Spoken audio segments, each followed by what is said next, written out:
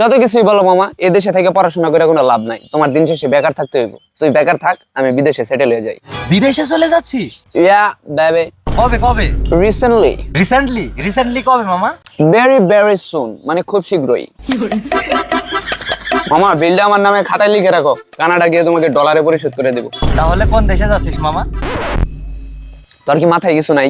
কেন? কোন দেশে যাচ্ছি মানে এসব কেউ জিজ্ঞেস করে? তো কি জিজ্ঞেস করে? জিজ্ঞেস করবি যে মাল কোনটা কামাবি, ইউরো, ফ্রাঙ্ক, ক্রোনা, পাউন্ড নাকি ডলার। হ্যালো আম্মা, হ্যাঁ ওই যে আমার সার্টিফিকেট আর জন্ম নিবন্ধনের নামটা পাল্টাইতে হবে। আমার নাম দিতে হবে জর্জ অ্যালেক্স বিনিয়ামিন। হ্যাঁ, নাইলে মানুষ বিশ্বাস যাইতেছে না আমি আপলোড দিতেছি। আমার আত্মীয় স্বজন বন্ধু বান্ধব সবার পিছনে আগুন জ্বলে গেছে। মামা বিদেশ যেয়ে কি তুই আমারে ভুলে যাবি নাকি? আরে বন্ধু এসব কি বলিস, তোর আমি ভুলা যাবো? অসম্ভব। এয়ারপোর্টে যাই এদের ব্লগ দিবি। কি বললি? বললাম যে তোরে স্যার আমি এয়ারপোর্টেই যাব না। আচ্ছা মাল তাহলে কোনটা কামাবি? কোন টাকা কামাবো মাল সেটা এখনো ফিক্সড করি নাই, তবে আমার ফার্স্ট চয়েস হইলো কানাডা, বুঝছিস, তারপর ইউকে, লন্ডন, ইউরোপ কান্ট্রিতে একটা, বা যদি দক্ষিণ মেরুতে যেতে চাই তাহলে অস্ট্রেলিয়া, নিউজিল্যান্ড, এখানে কোথাও যাবো। হাট! তুই কোন দেশে যাবি এখন এটাই ঠিক করস না, আবার তুই চাপা মারতে আইছস? কোন দেশে যাবো এটা কি আমি ঠিক করবো? আমি কি ওই আমি কি সাধারণ মানুষ যে কোন দেশে যাবো এটা আমি ঠিক করে যাবো? প্রত্যেকটা দেশ আমার প্রতিদিন 5টা করে মেল করতেছে যে ভাই আপনি একটু আমার দেশে আসেন, হাবিবি কাম টু দুবাই, টিকটকে প্রতিদিনই বলে, বুঝছস নাই? এখন বল আমি কোন দেশে যাবো? কানাডা, ইউকে, ইউএসএ, এই 3টা থেকে একটাতে যাবো, বল কোনটাতে যাই? তাই নাকি? তোর আইএলটিএস স্কোর কত? ওইসব আইএলটিএস ফাইলস হলো বাচ্চাদের জন্য, তোদের জন্য, বুঝছিস? আমি পুরো ব্রিটিশ অ্যাকসেন্টে ইংলিশ বলতে পারি বেবে।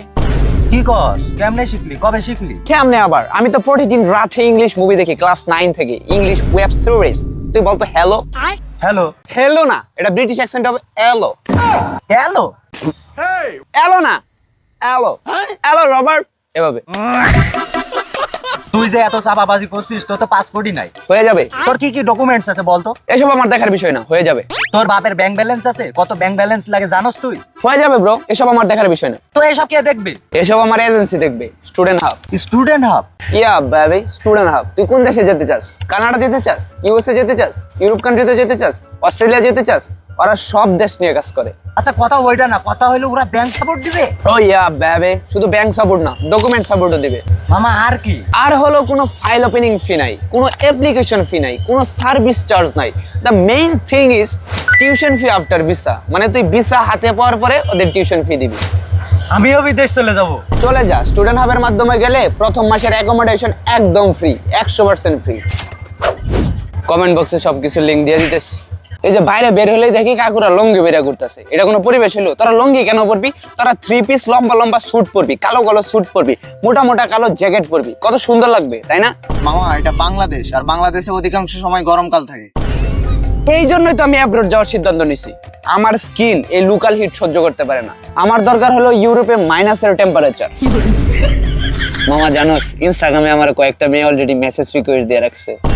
কি বলে মামা? তেমন কিছু না, বলে যে when are you coming baby boy?